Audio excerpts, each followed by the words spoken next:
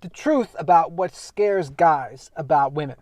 I was watching another content creator's video the other day, and in the comment section was this comment, and it got a bunch of likes, so I feel like this isn't a uncommon thing here, this kind of concept I'm going to talk about. But I'm going to read the comment, and then I'll take a couple breaks while I do it and discuss it, and then I'm going to give my solutions to what I think the solution of this issue is. So here's the comment that I read. One reason why I haven't bloomed yet at the age of 32 is because I was taught that my fear of women was a thing that society tangibly wanted from me. It was all about not saying the wrong thing, not acting the wrong way, not looking at them a certain way, not taking up the wrong amount of space.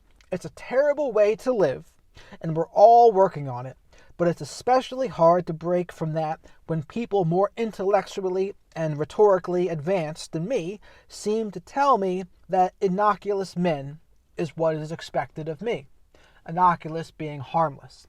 And what's happening with this here is it sounds like this guy is scared of upsetting women and scared of what I'm going to talk about in the next section. But he's jumping through the hoops of what he believes society's expectations of him are. And I think people who come up with this narrative, the guys that, and the women mostly, that push this kind of narrative onto men, they think this is just kind of collateral damage. They'll say, oh, so what if one guy is a little more fearful of women? He should be. If it saves just one woman from any sort of mistreatment, it is worth it. And that is honestly what they would think. And I don't like it. And this is the kind of dudes that it can produce. And I don't really even think they care about this consequence. But I care about this consequence, and that's why we're talking about it. And then he said this here as well. It's the fear coming from an expectation that I must be perfect in all that I do as a bare minimum, with any mistake seen as something to be mocked at or worth outing. And yes, that happens all the time on Reddit, where a guy blunders or comes off as creepy because he might not be socially calibrated, and they all can't wait to pounce on him and tell the guy what a predator they think he is, how creepy he is, how terrible he is. Yeah, that happens a lot. And it additionally makes my efforts to improve myself feel like a giant waste of time. Additionally, feedback from mistakes feels less like, now I know better, and more of, I should have known better. It's a crappy existence, but I guess self-awareness is a good start. Yes, self-awareness is a good start. And that should have known better concept, this is something that women will just never get because they don't understand a male's sex drive. They don't understand having to learn how to incorporate it and to display it in a healthy way. They don't get it. They don't have that struggle. So many times their empathy and or sympathy for that struggle is very low because they don't have that struggle. Women have a different struggle. And you notice this a lot when there really isn't a female equivalent of something. So very rarely will you see like women predators in the sexual realm or women creepers. It is almost exclusively a male issue. And when things are almost exclusively a male issue, it gets pounced on hard. And yes, the guy is right. There is a lot of mocking of guys that blunder. There is a lot of, oh, you should have known better. And it happens all over on social media. When a guy gets his inbox messages screenshotted and blasted for the public to see and ridicule and for the white knights to pounce. Yeah, that's exactly what's happening here. And so this guy, he's jumping through society's hoops. And here's the problem with doing that. The hoops and the goalposts, they will always change. And they'll get you jumping from one foot to another until you're harmless. And that is the end consequence for some of these guys. They just become harmless. And for some women, that's not a problem for them. But it is a problem for guys. And it is a problem for the world and society in general, because harmless guys are not virtuous guys. Harmless guys can ironically be pretty dangerous, actually. What we need, as Jordan Peterson always says, we need to be dangerous, know how to be a monster, but know how to control it. And he's right about that. So the solution for this guy is what? It is developing a code of conduct that he lives by on his own. And it has to be a socially calibrated code. It can't be having egregious behavior in there that are against society's norms.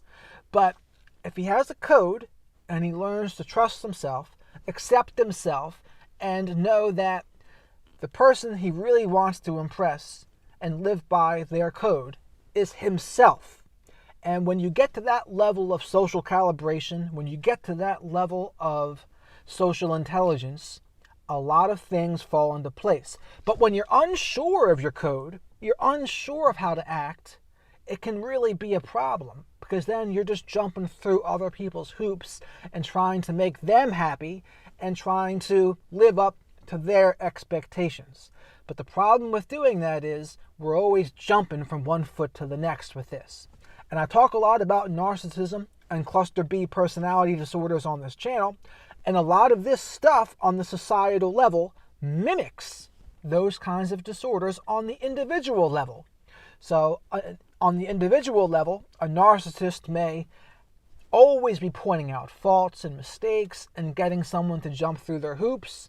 The same thing happens on the group and societal level with this, where the feminists and the guys on the left, they'll be pouncing on guys that make blunders. But this is why it's important for men to have other men to talk to that understand their struggle. They understand what it's like to have what can seem like and feel like an overpowering sex drive. How do you handle that? Women don't know how to handle that. They just don't. But other men do. And other men will be more forgiving of your blunders and mistakes. Now, it's one thing if we're constantly making the same mistakes over and over again. That can be a problem. But when we initially make mistakes, everyone makes mistakes, right?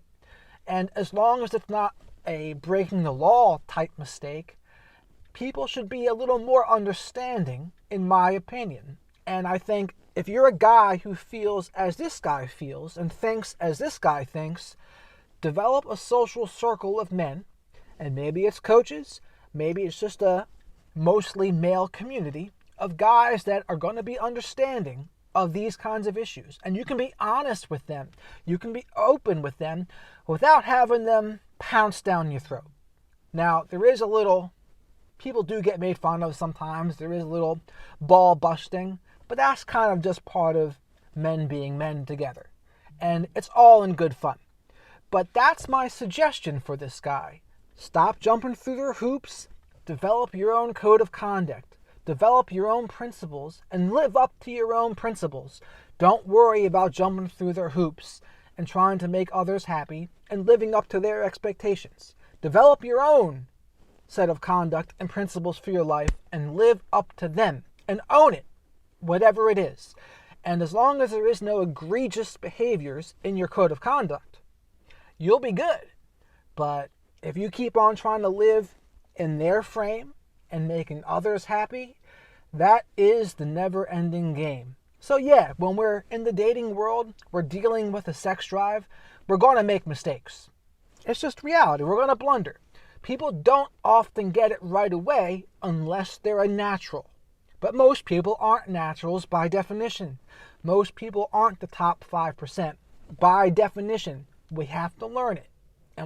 And to learn it, often we make mistakes. But it's not about being we got to be okay making mistakes too, because that's how we grow. Right? We got to get uncomfortable in order to get comfortable. There is no growth in the comfort zone. And there's no comfort in the growth zone, is what they say. And it's true. And yeah, we're going to mess up a little bit, but I say to you, go out there and get okay with making some mistakes. And it doesn't sound like you're the kind of guy that's going to be making the breaking the law kind of mistakes, but make mistakes. That's how you get socially calibrated. That's how you work on your social intelligence. Don't worry about the professors. Don't worry about the feminists. They're not going to approve of what you do almost no matter what, unless it's just doing everything you're told and being a good, obedient boy. But that's not what is best for you. It's not what's best for society either. It is for you to be a man. It's for you to have your own code of conduct and live by it. And practice radical self-respect.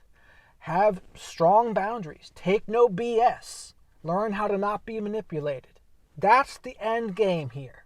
And that's what with men on this channel, I help them to do that.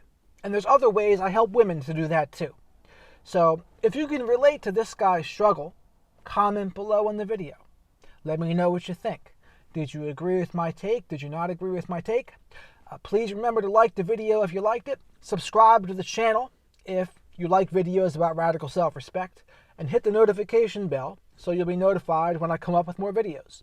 So with that, thank you very much for watching and have a great rest of your day.